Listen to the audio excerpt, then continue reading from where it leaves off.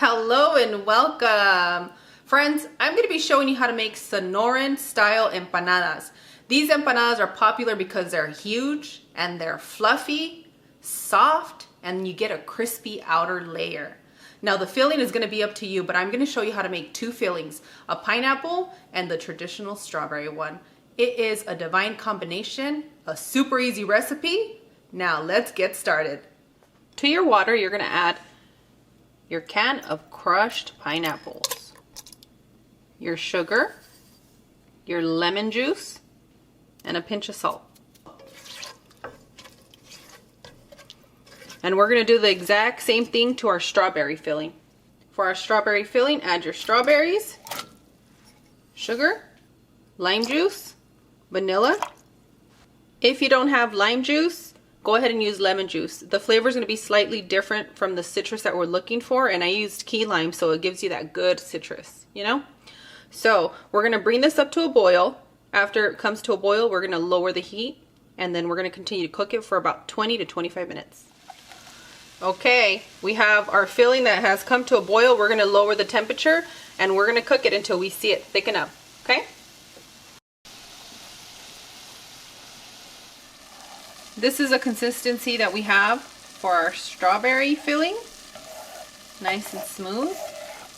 And here is our pineapple filling. My personal favorite. Yes. Do you notice how there's hardly any liquid? This is how you want to have it for your empanada. Okay? My warm water is at 90 degrees, but keep it between 90 and 110. Don't go over that because it's going to kill your yeast. Okay? So we're going to add our sugar. Allow that to dissolve in your warm water, and then we're going to add our yeast.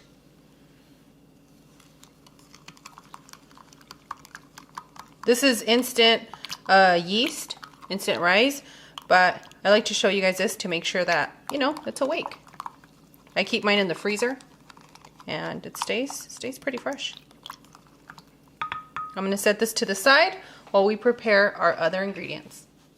Add your all-purpose flour, your baking powder, your salt, and your baking soda. Now we're going to sift our ingredients.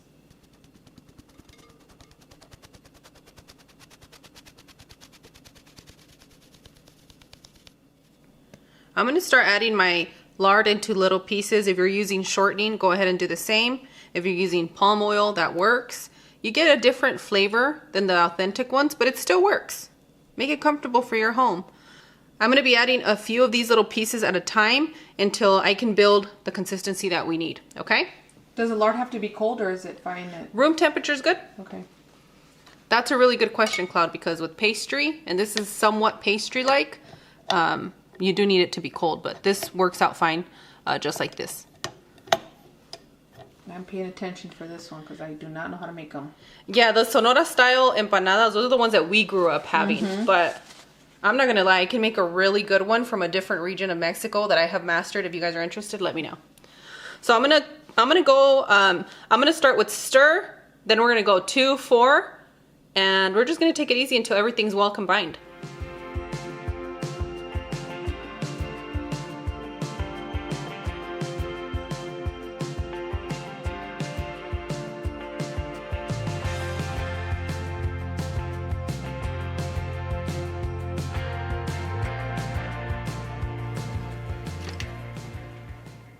I'm going to go ahead and take my whisk attachment off.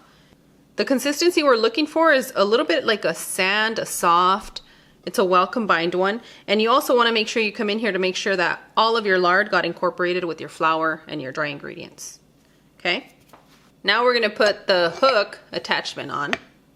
Safe and secure. Now we're going to go ahead and add our liquid mixture with yeast, water, and sugar slowly.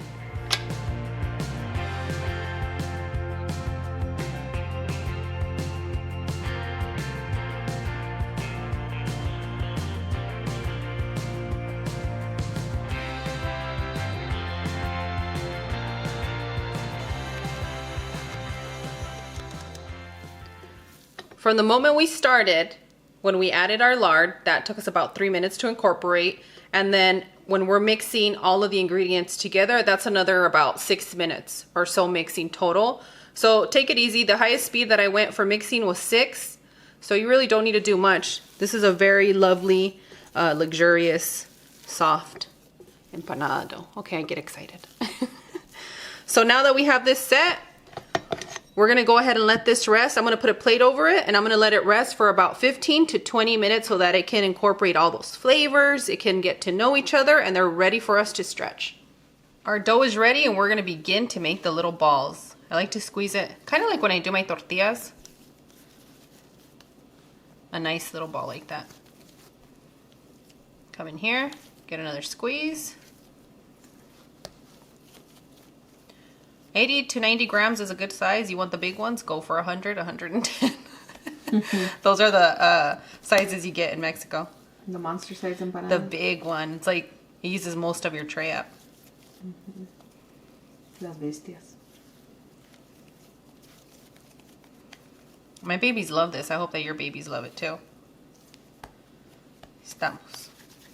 Depending on the size you want to make these, you can double the recipe. It's a very easy and forgiving recipe, and you can double it. I'll leave both recommendations in the description area for you. See, like I can already see this one went a little bit larger. There we go. You just need a little bit of flour. This one doesn't require that much because the dough is that soft. It's just that my granite countertop really slides. It's like a slip and slide up here. Okay. You want to have a light hand with these. They are not the tortillas. We're not looking for a huge stretch. We're just looking for a little bit of a space so that we can fill our empanadas. Okay, I went too big.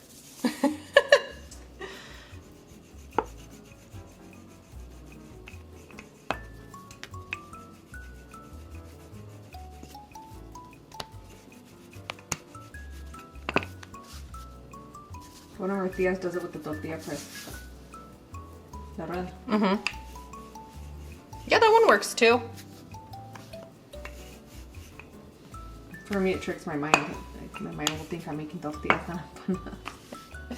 I always loved making these growing up. Yeah. Because they're super, they're really easy to make.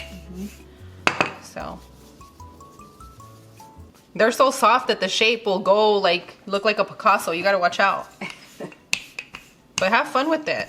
And this is a real fun recipe if you want to introduce your children to the kitchen, because they really can't make a mistake. Even if you're making this by hand, you go the same concept, like, you know, with your hands, like when we do the tortillas and the lard. So don't be discouraged just because you see me using Pearl, guys. You can fold the imperfections. You really can. So try to make it to look like a circle as much as you can. Now we're going to go ahead and add our filling. And you would think that you need a lot of filling. You really don't.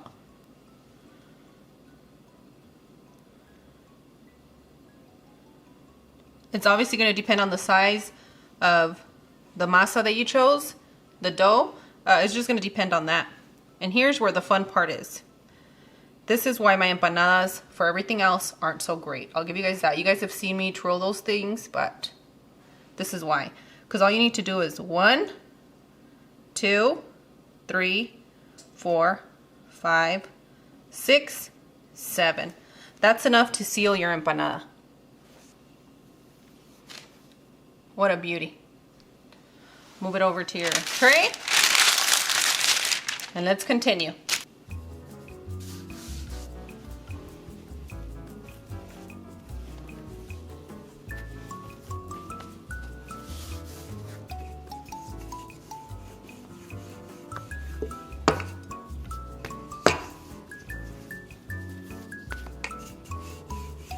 So you can just roll it out several ways. Just don't put a lot of pressure.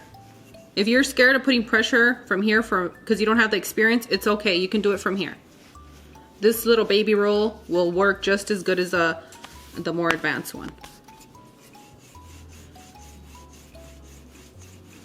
It's all about balance right here.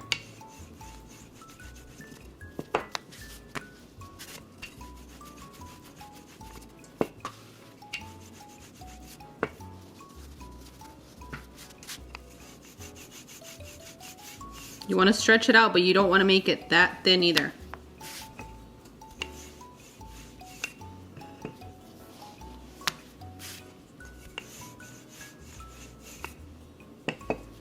I wanted to say like my mom says, está square. Just help the shape a little bit, okay? Our mom is rustic. She does not care when she's making these. No, she doesn't. We tell her that she's very bronca, like a bronco. Yeah. Does that translate the same, Cloud? Yeah, it is like a bronco. Okay. All right, so go ahead and place your filling. Friends, if you end up with more filling than you wanted, don't worry. Put it in the refrigerator because the recipe I have for you guys next week, you guys are going to need it. Well, you don't have to have it, but it's going to make it taste good. I know we have some new followers. They've been asking where you learned how to cook, and maybe we can tell them a little bit about yourself, just quickly. Okay, I am a lover of food and looking at people's faces and seeing them happy, and growing up, seeing families together always made me happy from watching TV and the times that I got to spend with my family, with all of us together. And it mostly involved us eating. So, that's right. Oh, I feel like it's a Q&A. No, I mean, our mother was raised by our grandmother, by her grandmother. So our great-grandmother was a big influence for us. And, she is. She was really good in the kitchen, and she passed that on to my mother. And it's surprisingly, the woman that adopted, because Mama Child also, her stepmother raised her. Yep. So the person that, her stepmother didn't know how to cook. So her dad and her kind of learned how to cook together. So she passed that on to my mother, and now you guys have me. And to be honest, my Mexican cuisine comes from my family and my tias and our family. But the other cuisines come from my mother-in-law and meeting people that know how to cook and have the same passion in the kitchen that I do. And, you know, Food Network, Test Kitchen, all those places are definitely helpful. So, and the measurements to each recipe is unique to our family. Yes. And you can tell that apart from other recipes if you're curious about that. They've been handed down for many generations, you know, from a woman that was born in 1901. Yeah. So just to give you an idea, they're a little antiquated. So we have had to update some of the recipes. I have updated some of the recipes, and any recipe that I have, I really work it for you guys because I know not everybody loves super sweet and not everybody loves the super salty stuff. So I try to find a balance here on the channel that works for everybody, that you have a base where you can add or you can take away a little bit of the seasonings or certain ingredients that you prefer, except for those key ones. Keep the key ones, okay? All right. I hope that answers the question. Yes. Yeah, okay. Sorry to derail everyone, but I know people were asking, why are you so young and how do you know how to cook? Well, I'm not really that young. I'm 37 for those of you guys that don't know, and I've been in the kitchen since I was 4 years old, and the first thing that I decided to cook was a fried egg. So if you guys need help with that, I'll show you how. All right, remember, 1, 2, 3, 4, 5, 6, 7, and I went too close over here, so let's give it an 8. Okay. So anywhere between that, you don't need to overdo it. You're set. Mom, can we do a half strawberry and half piña for me? Yes, we can. You guys can watch me a few more times as I do this. These are super easy. I can't stress it enough. If you don't know how to bake, not to worry. This is your recipe. And for those of you that are going to be selling these, get ready. You guys are going to be in business. I love hearing that, you know? I think we have a lady from California that sells our recipe for our conchas. And all you need is about 3 times to do it for practice to get it just right. Because you have to work with the ingredients you have in your house and your climate when you're doing baked goods. So, I don't know where that accent came from, but I'm sorry. Baking brings that out in people. Yeah. You guys already know it's baking time. I have my hair up.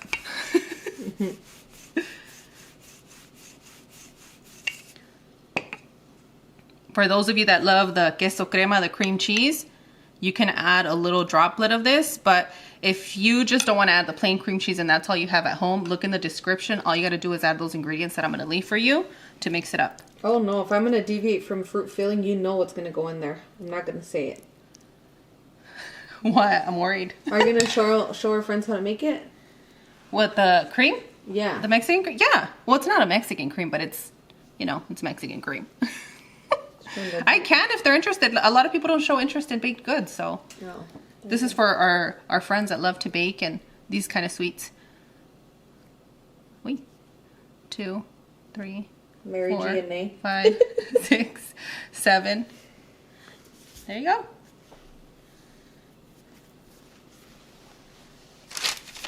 I'll put that one over there so we know that that's mixed. It's mixed just like me. Put it in there. You know, there's nights, because my husband is getting older, that he's starting to crave sweets. Sorry, babe, for throwing you out there like that. How cute. Are you serious? Yeah. He starts to crave sweets, so I can get this little sweetness done quickly.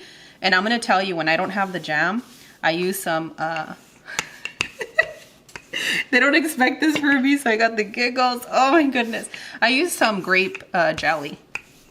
So for those of you that have the children that love the peanut butter and jelly, you can add both of those in here. The only thing that I'm going to say is just wait to serve, because the peanut butter gets really, really hot and you don't want them to burn themselves. And they're going to have a Mexican Uncrustable? Yeah. Oh, that's what they're called, right? I think so. I really don't know how the little ones can eat those. So we have one little family member that's obsessed with those. Yeah, she really is. So I told her mom, don't be giving my sobrina that stuff. As you guys can see, the strawberry ones are popular with the younger kids, but the adults, we love the pineapple.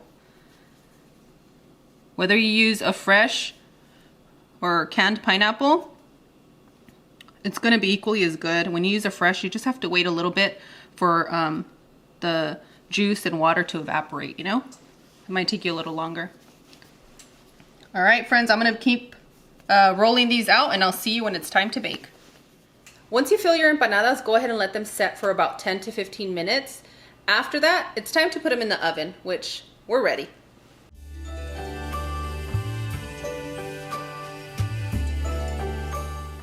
In this mixture, I have a little bit of milk, water, and sugar. And we're just gonna go ahead and brush these over our empanadas right after the 10-minute mark. This is an optional step because these are gonna crisp up, but if you like that shiny gloss, you're gonna need some of this to brush over, okay? Oh, was that a question or a statement? Because yes, I like the shiny gloss. Yeah, I think that's what we all associate with these panes. But you have to be careful with the heat. So right after the 10 minutes, it can take you anywhere between 6 to 8, depending on your oven. So just keep an eye on them. They're super easy, like I mentioned, and that requires that when it cooks that easily, you keep an eye on it. Oh, who wants to have a cabecita? Cabecita. Who wants to have a cafecito with me in these empanadas? You've been hanging out with grandma, girl. She always says that to buy una cabecita, and he gets a kiss on his forehead. Know. All right, I'm going to place them back in and continue to bake.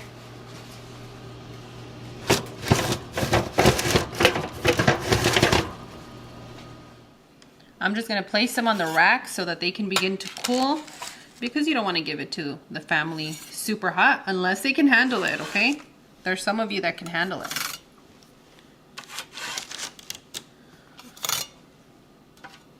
I'm going to let these cool for about 10 to 15 minutes before I allow anybody to even touch them, including myself. Or just tell us what every time our mom used to say, se van a empachar. Se van a empachar. You're going to get backed up. Yeah.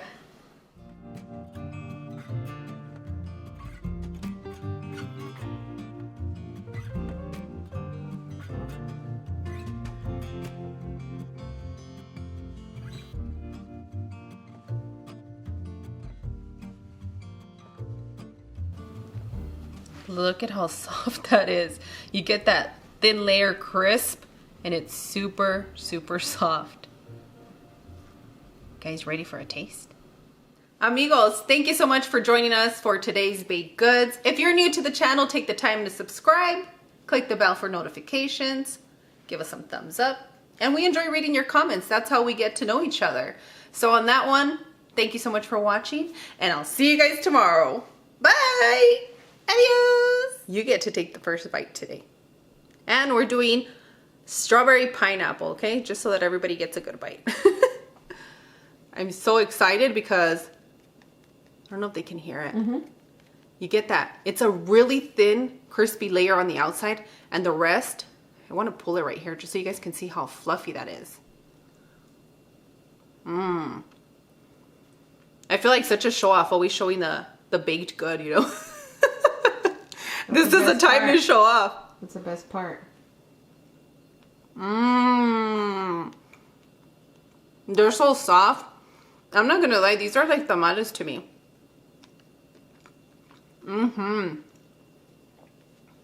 I think Last week, I ate like 3 or 4 in one day. They've been on rotation. Yeah, because I make them and I set them out for everybody to enjoy. And you just come by and they melt in your mouth. They're like buttery soft. And all of a sudden you're done and you're like, did I just eat all of it? Well, they're that good and I hope you guys... Kyle, here's your empanada. Thank you.